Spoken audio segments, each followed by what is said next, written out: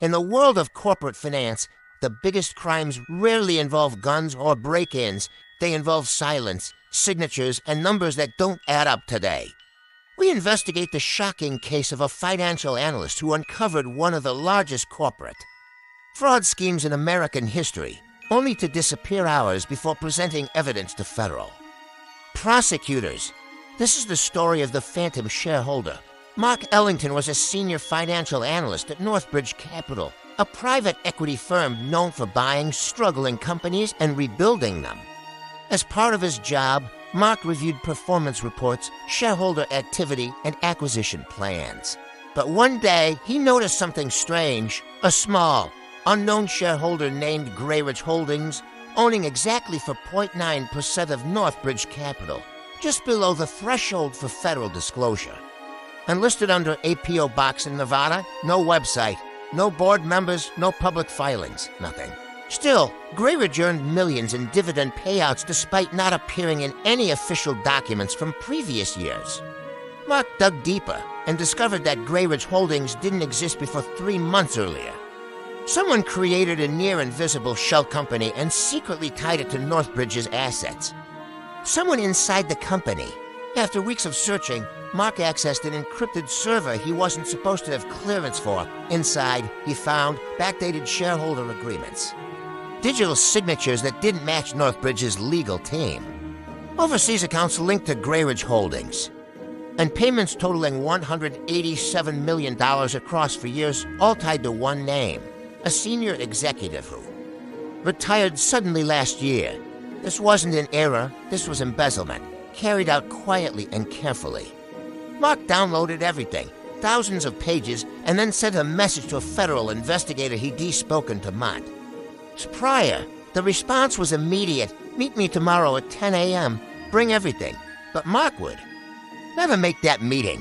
That evening, Mark told a close friend from work that he had finally figured everything out. He said, "I'm handing it all over tomorrow. Once it's out, they can't bury it." He didn't say who they were.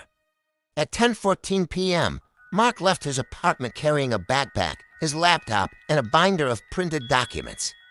He called a rideshare and headed toward his office, apparently to print more evidence. Security cameras inside the building captured him entering the elevator. They never captured him leaving. Mark entered the office at 10:41 p.m. He swiped his badge. Cameras show him walking to the accounting floor at 11:03 p.m. Lights flicker due to a scheduled overnight power transition when they return. Mark is gone, his backpack gone, laptop gone, documents gone, but nothing else was touched.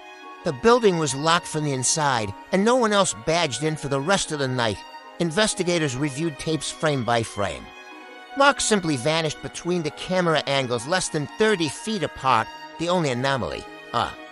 Maintenance door that had been left slightly open, but the room behind that door had no exterior. Exit, just electrical panels. At 12:12 a.m., over an hour after Mark disappeared, security cameras 3 blocks away captured his car moving through traffic. But traffic cams show no one in the driver's seat, the vehicle maintaining speed and turning smoothly at intersections.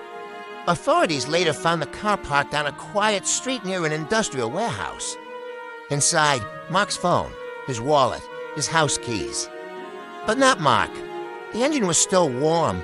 Someone dropped the car off and walked away. Northbridge Capital told police they had no record of Grayridge Holdings, but 2 weeks into the investigation, someone filed paperwork claiming Grayridge was being dissolved voluntarily. The signature? A name investigators didn't recognize. The address listed, a vacant building set for demolition. When detectives returned to Northbridge asking for internal audit logs, the company claimed the files were lost when a server malfunctioned. An internal whistleblower later admitted that. Emails were purged, files were deleted. And Northbridge executives were instructed not to talk to investigators. Someone was covering. Tracks fast. 6 days after Mark vanished, a detective received an email sent from Mark's account. The email contained a single spreadsheet, several names, several hidden columns, and a message. If you're reading this, I didn't run. Start with the names in red, but the email had been scheduled to send at that exact Time, meaning Mark set it to go out days ahead. Did he know something would happen to him? Or did someone find the draft and send it to mislead the investigation? The names in red were all tied to individuals working overseas in high-risk transport and logistics, a perfect pipeline for moving money offshore. Mark Ellington, the analyst who uncovered a billion-dollar fraud, simply disappeared inside his workplace, taking with him the answers to one of the most complicated corporate crime cases in modern history. His body was never found, his documents never resurfaced, and Grayridge Holdings, the Phantom shareholder, vanished from the financial system as quickly as it appeared. The case remains unsolved.